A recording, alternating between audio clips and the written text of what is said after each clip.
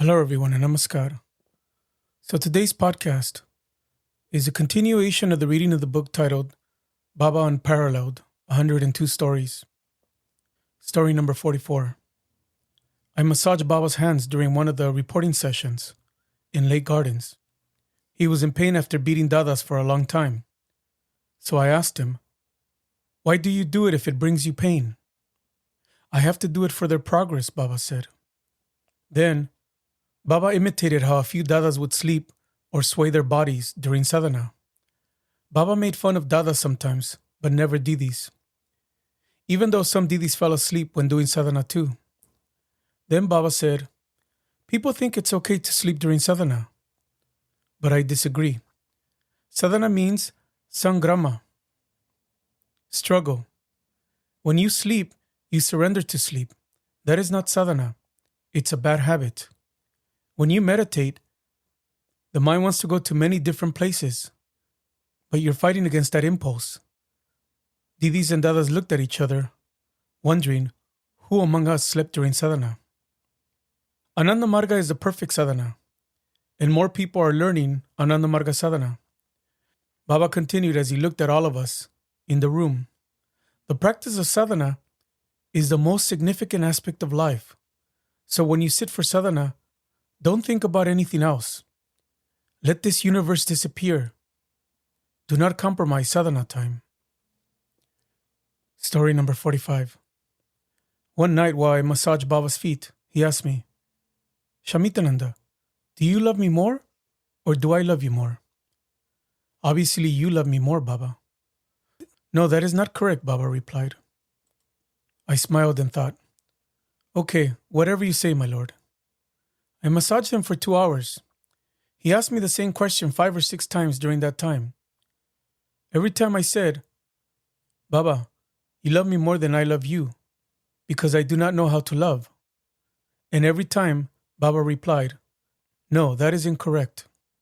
At the end of the massage, Baba woke up. "Shamitananda, come closer." Baba held my hand silently.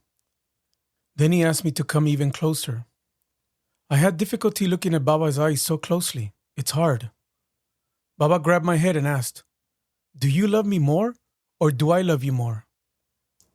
At that point, I was exhausted and only wanted to go. "Give the right answer this time," Baba said. To appease him, I said, "Baba, I love you more than you love me, okay?" "That is a good boy. Now you gave me the right answer." Baba was full of joy. I thought he was being humble, but he explained, "You know, if the devotees do not praise the Lord, if they do not recognize the Lord, then the Lord does not exist. The devotees exist, therefore God exists. Like the fish cannot survive without water, God cannot survive without the devotees. So, you love me more than I love you. Do you understand?" What could I say? How could I argue with him? So I said, "Yes, Baba, I understand." "Are you happy?" "Yes, Baba." Story number 46. A new Margi came to Baba's house in Lake Gardens. He was not in the habit of taking sentient food yet. Baba looked at him smilingly and asked, "I think you have a question to ask me. Do you not, my boy?" "Yes, Baba." "Okay, go ahead," Baba said. The new Margi loved to eat chicken. He said, "Baba, if we do not eat chicken, the whole planet will be filled up with chickens," and we all started laughing. "No laughing," Baba said. The Margi finished his sentence. "There will be no place for the humans to stand." Baba rebuked him. "You are stupid. No one eats earthworms here. Do you think the planet will be filled with earthworms? And humans won't be able to stand here? This is the system of creation. Creatures are born and then die. There is a balance Prakriti maintains." Baba asked, "So you love eating chickens?" "Yes, Baba," the Margi said. However, something changed inside him after that day, and he never ate chicken anymore. Instead, he became a strict vegetarian, eating a 100% sentient diet. Later, I asked that Margi, "What happened with you?" He responded, "I don't know, But after meeting Baba, I didn't want to eat chicken, only vegetarian food. Baba really changed my life. This Margi brother is now a great devotee. Story number 47. One evening, a group of acharyas and I sat with Baba in his house at Lake Gardens. Baba talked about different vegetables' food value. On this planet, the best vegetable is okra. It has so much food value. The Africans eat okra every day. As a result, their health is better and their hair is stronger. Apples have little food value, and tomatoes are undervalued. 1 tomato equals 8 apples. Tomatoes are excellent for low blood pressure. Amongst all greens, spinach has the highest food value. In Bengali, bigun means eggplant. Bigun also means B plus guna, without qualities in Sanskrit. So people say that eggplant has no qualities, no benefits. However, whatever Parampurusha has created has qualities. Eggplant makes food tasty and stimulates the secretion of saliva, which in turn helps digest food. Radishes help digestion too. So whatever Paramapurusha created has qualities. Seaweed is sentient, despite smelling like fish. I used to have low blood pressure, so Baba told me to eat a half kilogram of tomato and a half liter of milk every day. After a month and a half of this diet, I saw Baba. "How are you doing?" he asked. 100%, I said. Story number 48. I had brought 12 LFT brothers to the mission.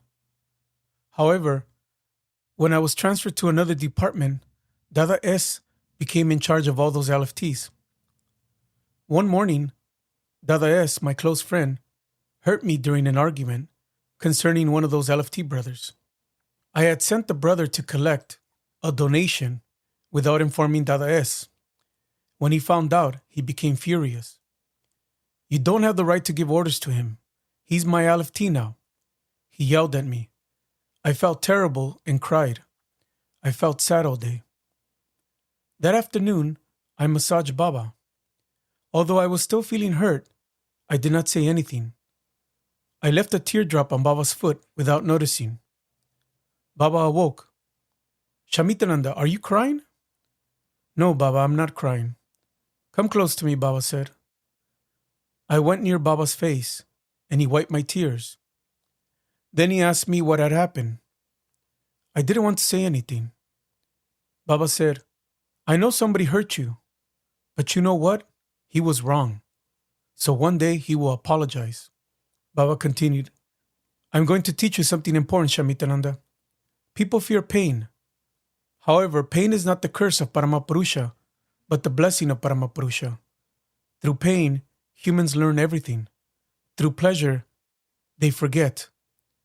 Jesus went through so much pain, and so did Buddha. Chaitanya Mahaprabhu was killed by the old priests. Great people went through intense pain because of their love for society. So whenever you feel pain, remember that Paramapurusha is sending it to you." Baba asked me, "What did you learn from this pain?" "Baba, I became stronger because of this pain." "Good job, excellent job," he said. Then he started snoring again. A few weeks later, Dada S called me to apologize. "See, I told you, Baba said." Sometimes Baba liked to act childish. Story number 49. In Bengal, there is a saying that there are more festivals than months in a year. One day at Baba's house in Lake Gardens, Baba was about to give discourses in the hall. Before he started, Prashanta Da sang a Pravat Sangeet about Utsavas, festivals. Fuler niriyase tumi esse cho. "O my Lord, you came in the form of the essence of the flower, the nectar of the flower." When Prashanta got to this part of the song, Baba said, "Stop. The festival in your life should be every day, in every moment. Why only once a month? You are blessed children of Paramapurusha. You want Paramapurusha. You will get him. If you get him, you get everything. But you will not get anything if you want to get everything else. The intelligent people want to get him only. Baba said, what is the real karma? Any action taken with the ideation of Paramapurusha is real karma. And what is bhakti, devotion? When you take the vow of pleasing Paramapurusha, is called real devotion. Baba continued, people want to know everything, but don't know Paramapurusha. If you know everything, you don't know anything. If you know Paramapurusha, you know everything.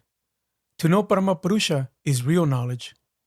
Inspired by that one verse Prashanta sang, Baba gave a 20-minute lecture. Then Prashanta continued the song.